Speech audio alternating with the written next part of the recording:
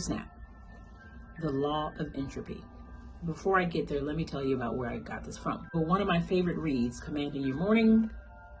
It's a book that was recommended to me many years ago that I've reread, revisited different parts of the book just to get a reminder and, get reinvigorated about my morning and my life. It's been very helpful. And in my recent reading, I was reminded about the law of entropy.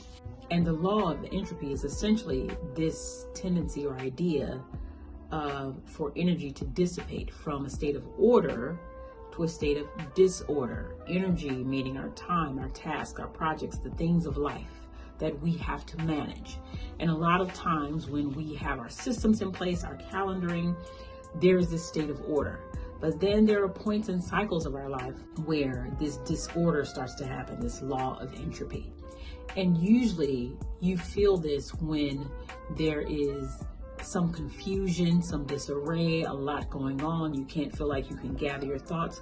Usually this is indicative of the law of entropy. And what does this really mean when it comes to your time? What it really means is you've got to be more intentional and deliberate about harnessing that energy, harnessing the time you have to do those things that matter.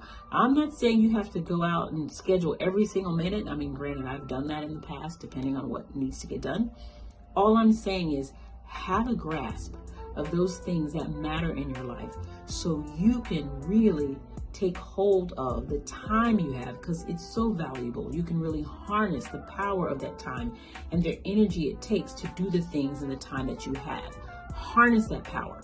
Be intentional, because that is how you will feel better, do better, be better for yourself, for your family, for your loved ones, for whoever it is that matters in your life. Honestly, I think people feel like order, structure, scheduling takes away some amount of freedoms, some amount of creativity, some amount of ability to just kind of go with the flow. And in actuality, it doesn't. Order actually grants you more time, space, and opportunity to go with the flow, to be creative. But I just think we're under this misconception because of the work involved in getting to a state of order. But if you want the ability to be expressive, to be creative, and to create the capacity for your mind and body to experience that freedom and creativity, you got to harness that energy, that time. We don't get it back.